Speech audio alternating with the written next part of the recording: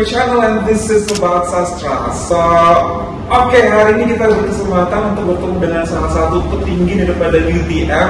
To be honest, at this moment I am shaking, I'm gemeteran banget karena bertemu dengan salah satu orang penting yang ada di UTM. Dan tidak lain dan tidak bukan adalah Bapak HM Dr. Yusuf. Am I right, Pak? Correct me if I'm wrong to call your name. Betul, Pak, ya. Oke, Bapak boleh introduce ke audiens dulu, Pak. Oke, Pak. Terima kasih. Assalamualaikum warahmatullahi wabarakatuh. Terima kasih DJ Sastra, YouTuber terkenal di Indonesia.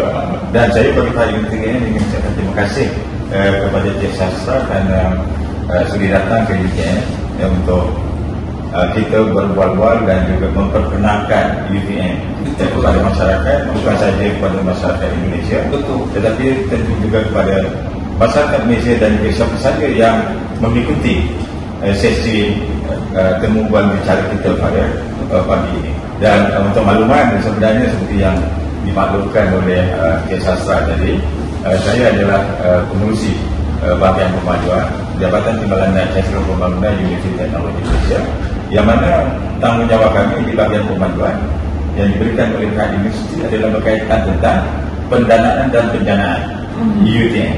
Dalam arti kata untuk mencari dana bagi membantu pembangunan UTM, sama ada untuk kegunaan pelajar UTM, khususnya pelajar yang kurang berkemampuan, ataupun juga untuk program-program dan juga peningkatan fasiliti pengajaran dan pembelajaran di UTM. Jadi di UTM ini ada sebuah program atau sebuah departemen yang benar-benar mengurusi pendanaan untuk mahasiswa yang tidak mampu, gitu ya, Pak? Betul. Pendanaan ini maksudnya mencari dana untuk membantu pelajar universiti, ya, dari awal ini. Sebenarnya UTM di bawah Unit Endowment, ya, yang didirikan pada 2009. Maksudnya sudah 14 tahun yang lalu, yaitu memberi fokus untuk mencari dana, dan mana dana itu akan digunakan untuk membantu pelajar UTM yang kurang berkemampuan. Tetapi pelajar ini memiliki potensi yang besar dalam akademik, tapi disebabkan oleh ekonomi keluarga, jadi mungkin mereka ini menghadapi masalah untuk mengikuti pengajian dengan baik. Dan dana ini datangnya daripada orang awam, penyumbang-penyumbang, ataupun daripada staf UTM. Jadi untuk makluman Pak Sastra, ya, alhamdulillah saya nak kongsikan di sini dari segi pendanaan, ya, membantu pelajar kurang berkemampuan ini mendapat sokongan yang kuat daripada staf UTM apabila mereka membuat sumbangan melalui potongan gaji bulanan. What? Serius? Ya, untuk maklumat pada hari ini jumlah staf UTM yang membuat potongan gaji menyumbang ke tabung endowment UTM lebih 900 orang dengan nilai sumbangan per bulan dari potongan gaji sahaja lebih RM25,000. Wow. Setiap bulan. Itu belum lagi ada program-program khusus yang secara one off juga mendapat sokongan yang kuat daripada staf UTM. Tetapi bukan saja staf UTM, malah pelajar UTM sendiri, alumni UTM sendiri banyak menyumbang ke tabung endowment. Ya, jadi untuk sampai hari ini, sampai Oktober 2023, ya, secara kumulatif dana yang telah berjaya dikumpul dalam tabung endowment UTM adalah berjumlah lebih ringgit Malaysia 152 juta. Okey.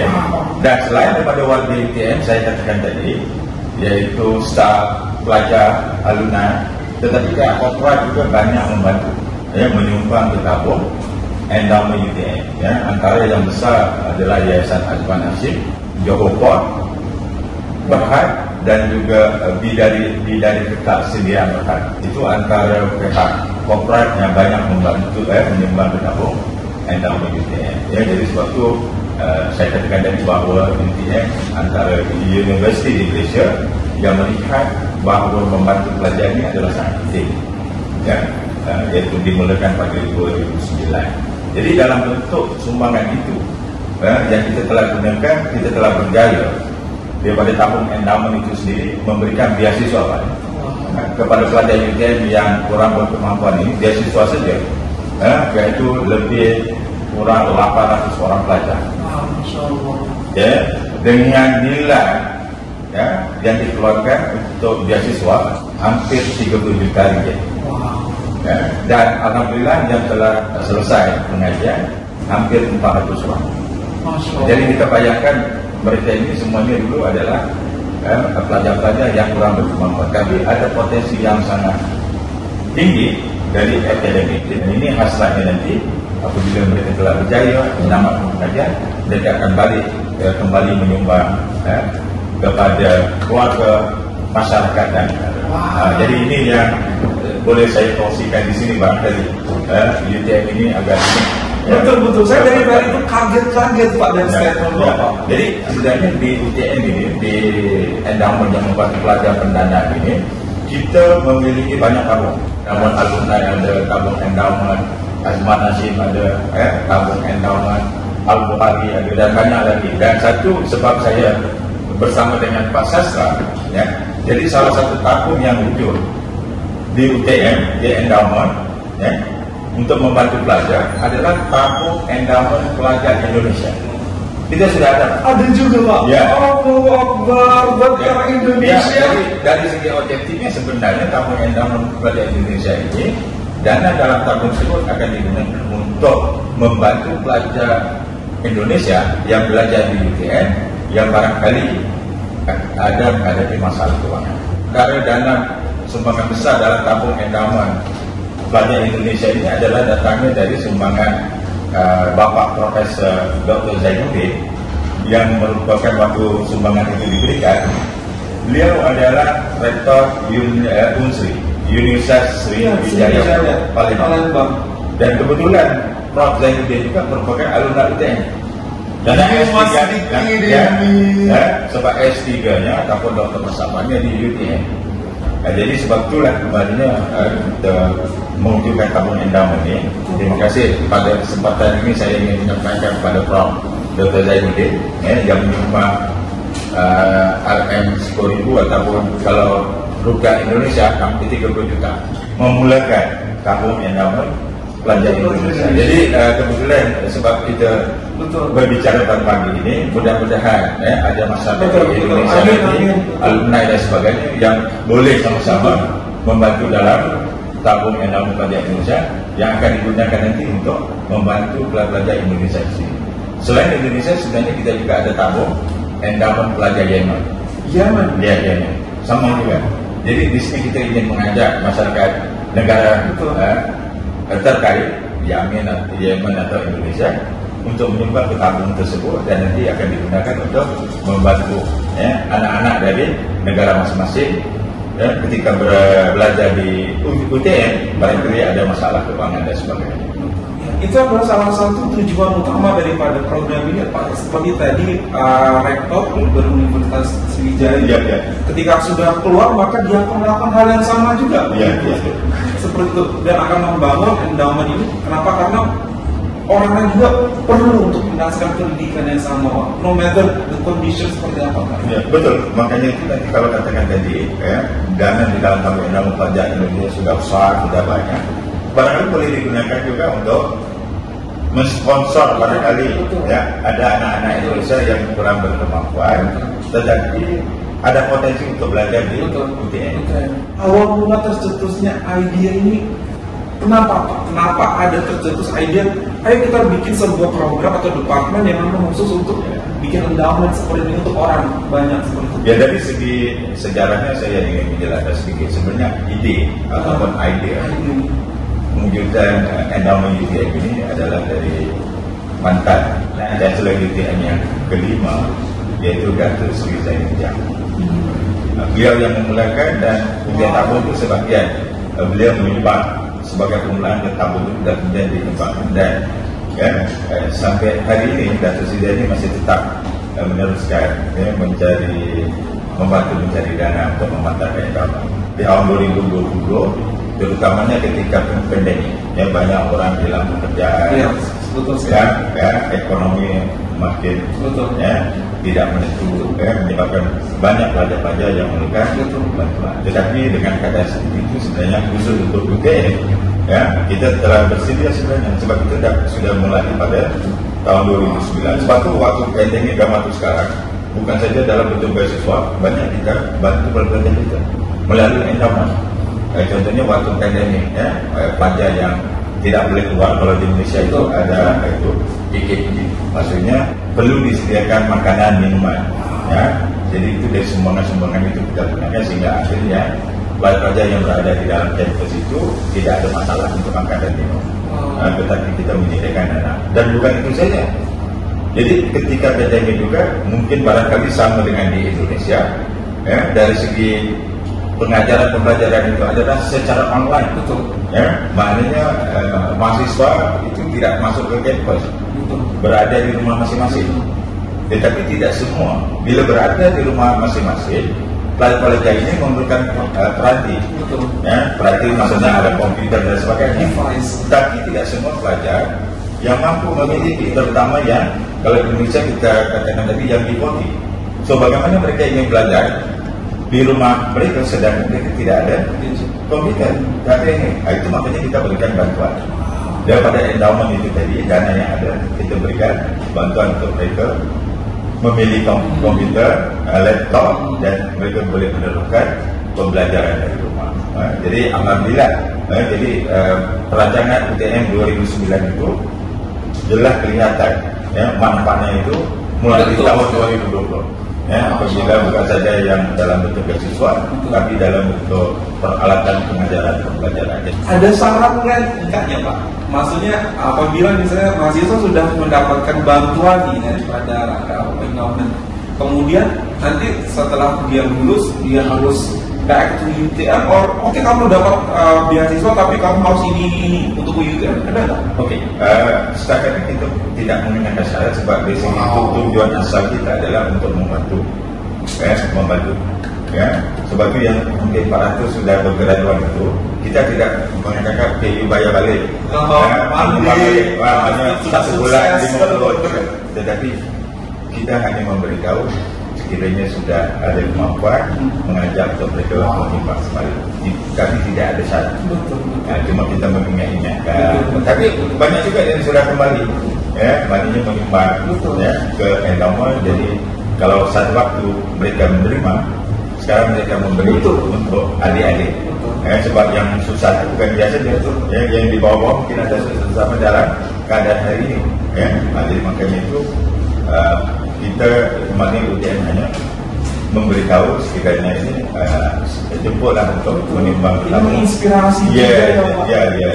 Sebenarnya saya ingin berfungsi dengan Pak Sastra, bukan dalam bentuk beasiswa, dalam bentuk makanan, dalam bentuk peranti, laptop. Malahan UTM juga melalui endowment kita telah berjaya ataupun berhasil membangunkan 2 rumah pelajar UTM. Yang pertama rumah adik Syafi di Kuala Lumpur Pahang. Ini pelajar UTM, tapi yang kata nasib, rumah adik Syafi ini terbakar. Terbakar, kalau di Indonesia kata hanguslah, tapi itu tidak ada sisanya lagi, harus dibangun kembali untuk tempatnya. Tetapi adik Syafi ini adalah keluarga yang kurang berkemampuan. Maka UTM melalui inisiatif membuka peluang kepada masyarakat untuk memberikan sumbangan, kita buat campaign, dan akhirnya rumah inisiatif itu kita dapat bangunkan dan selesai pada tahun lalu. Yang baru-baru ini ada satu rumah pelajar Indonesia juga di Batu Pahat. Maknanya dia sebab keluarga mereka itu adalah keluarga berkemampuan, jadi membina boleh asas saja, jadi tak selesai, tak lengkap rumah tersebut. Tak siaplah rumah tersebut. Jadi sebab pelajar itu adalah pelajar UTM dan agak kesian kepada mereka, maka kita pun membuat campaign juga, mencari sumbangan. Alhamdulillah kita dapat sumbangan dan telah selesai, dan insyaAllah dalam waktu dekat kita akan buat penyerahan resmi. Jadi membantu pelajar itu bukan dalam bentuk beasiswa, dalam bentuk makanan dan sebagainya, tapi kita bikin rumah pun, dan malahan bukan rumah saja. Ya, ada pelajar yang kita kata nasib masing-masing itu tak sama. Ya, ada seorang pelajar itu yang kena penyakit jantung berubah. Ya, jadi kuat dia agak tinggi untuk pembedahan hampir 30,000. Ya, jadi pelajar itu tak ada kemampuan dalam beban pada D40, ya, tak ada kemampuan 30,000 itu sangat tinggi. Maka kita buat campaign mencari dana dan akhirnya alhamdulillah 30,000 itu kita dapat selesaikan dan ya, pelajar ataupun adik yang mengidap sakit jantung berubah itu dapat membuat pembedahan. Ya. Jadi sebab itu saya katakan pendanaan universiti ini sangat signifikan untuk membantu pelajar. Saya nak ambil kesempatan di sini juga ingin ucapkan terima kasih.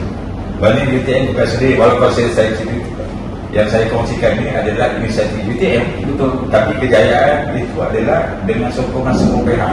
Ya. Masyarakat, korporat, NGO yang di luar sangat membantu. Betul. Selain daripada warga UTM sendiri, sama ada staf, alumni ataupun pelajar. Jadi dengan gabungan ini sebenarnya menjadikan sesuatu itu lebih mudah untuk kita laksanakan. Dari segi bagaimana nak bersama jumlahnya adalah bergantung kepada kemampuan masing-masing. Siapa yang mampu banyak dia akan membuangnya, dan siapa yang mungkin kemampuannya agak tahan barangkali menyumbang sedikit. Tapi tak kalau kita sedikit kumpulkan, maka dia akan jadi banyak sehingga hasrat untuk membangunnya itu dapat dilakukan sebab memiliki dananya. Betul sekali. Okay. Satu lagi Pak, kenapa harus ada sebuah program Indonesia? Kenapa orang Indonesia juga harus dibantu? Merasa perlu untuk dibantu oleh program ini.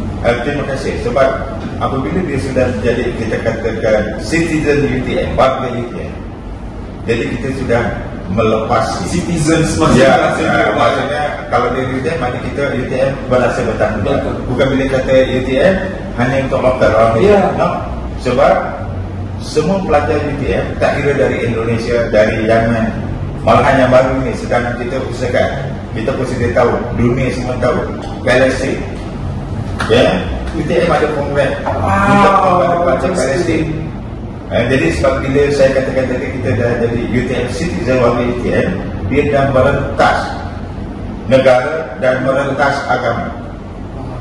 Ya, sebab kita punya niat adalah membantu warga UTM yang menghadapi masalah. Wow, jadi menarik banget pembicaraan kita pada pagi hari ini dengan Bapak PM Dr. Yusuf. Sangat bahagia banget Pak, beruntung banget untuk bisa mendapatkan informasi ini langsung dari sumber yang tepat. Terima kasih banyak. Dan salah satu mungkin sebuah kesimpulan yang bisa saya ambil bahwasanya pendidikan itu sebuah hak untuk semua orang. Semua orang itu berhak untuk mendapatkan pendidikan dan luar biasa banget itu disupport dengan sangat baik oleh UTM lewat program endowment ini. Semoga teman-teman juga para studios bisa untuk mensupport program ini dengan klik barcode yang ada di layar saat ini. Terima kasih banyak dan Bapak terima kasih banyak sekali lagi. Saya beruntung banget Pak. Terima kasih kepada Pak Sastra. Lewat Pak Sastra ini saya dapat barangkali berkongsi dengan teman-teman khususnya dari Indonesia yang mengikuti program ini. Dan sekali lagi terima kasih kepada GMC Coffee karena menyediakan tempat yang sangat baik untuk kita berbicara. Ya, terima kasih. Terima kasih banyak Pak. Masya Allah. Semua bertemu lagi ya Pak. Amin. Insyaallah. Okay everyone, that's all for today. Thank you so much for clicking this video to stop by. And if you find this video, don't forget to thumbs up. If you're new to this channel, don't forget to subscribe. Super much love from UTM for everyone in Indonesia, in Malaysia, and everywhere. Thank you so much. Bye everyone.